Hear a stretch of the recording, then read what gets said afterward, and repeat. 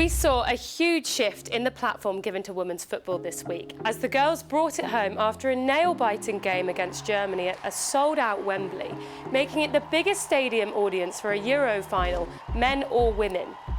Now, despite making record viewing figures for the final of 17.4 million on the BBC and 5.9 million streams on digital platforms, the bonus that women received for winning this tournament is anything but an equal playing field. When a team win a tournament, the FA and UEFA give a sum to the whole team, which is divided between the squad as a bonus, whether it's men or women. Now, if the men had won last summer against Italy in the Euro final, the FA would have rewarded them 5 million, which would have been divided by the squad.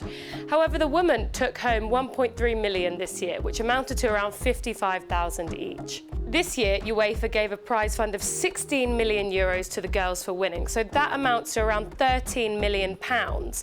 However, Italy, the men's winners from last year, took home around 28.5 million euros from UEFA. Despite this huge difference in sums between the men's squad and the women's, for the girls this is a life-changing amount, given the average salary is around £30,000 per year. So why is there discrepancy between the two?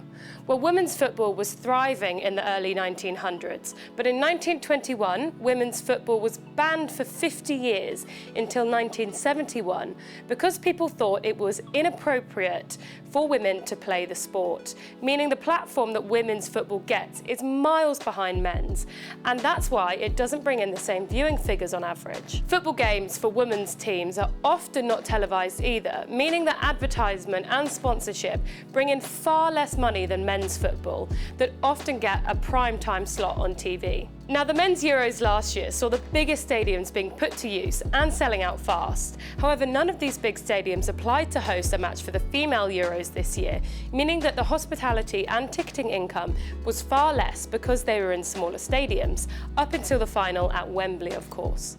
Now, I reached out to both UEFA and the FA about this pay gap. Now, UEFA told me that the prize money had been doubled for this year's Women's Euros. They went on to say that we understand that if you compare directly to the men's game, people are allowed to have the opinion that it's not enough. They continued by saying the amount has doubled, but people need to fairly judge the overall situation of this tournament. UEFA will run a loss for this tournament and investment we are absolutely willing and wanting to make further to further grow the game.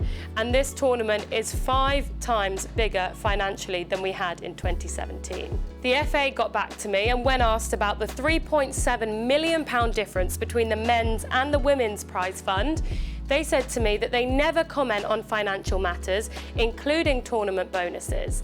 They did, however, point out that they pay the women and men the same for one game, which is £2,000.